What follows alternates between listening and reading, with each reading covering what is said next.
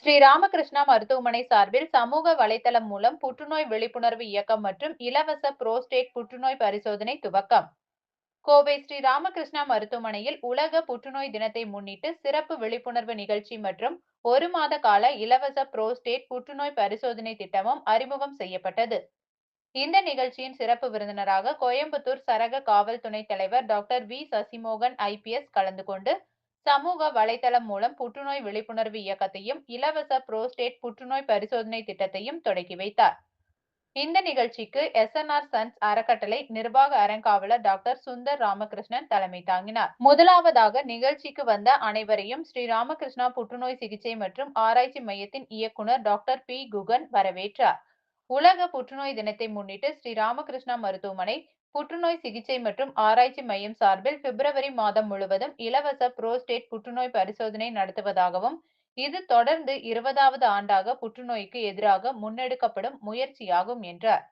நிகழ்ச்சியில் பேசிய கோயம்புத்தூர் சரக காவல் துணைத் தலைவர் டாக்டர் வி சசிமோகன், இன்றைய காலகட்டத்தில் நல்ல செய்திகளை விட தேவையில்லாத மற்றும் தவறான செய்திகள் அதிகமாக பரப்பப்படுவதாக கவலை தெரிவித்தார். குறிப்பாக புற்றுநோய் குறித்த தகவல்கள் சமூகத்திலும் பள்ளிகளிலும் குணப்படுத்த முடியாத நோயாக தவறாக காட்சிப்படுத்தப்படுவதாகவும் அதிலும் இரத்த புற்றுநோய் தொடர்பான செய்திகள் அதிகம் பரவுவதாகவும் கூறினார். நிகழ்ச்சியின் முடிவில் ஸ்ரீ ராமகிருஷ்ணா புற்றுநோய் சிகிச்சை மற்றும் ஆராய்ச்சி மையத்தின் புற்றுநோய் அறுவை சிகிச்சை நிபுணர் டாக்டர் எஸ் பார்கவி நன்றியுரையாற்றினார்.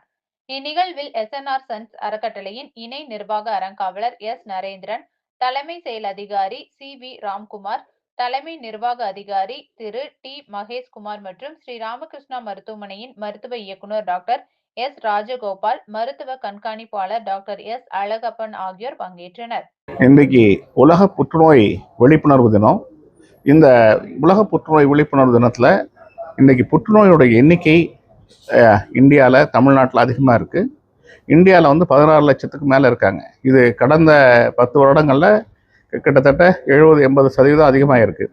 அதே மாதிரி தமிழகம் இந்தியாவில் 5வது மாநிலமாக இருக்குது எண்ணிக்கையில்.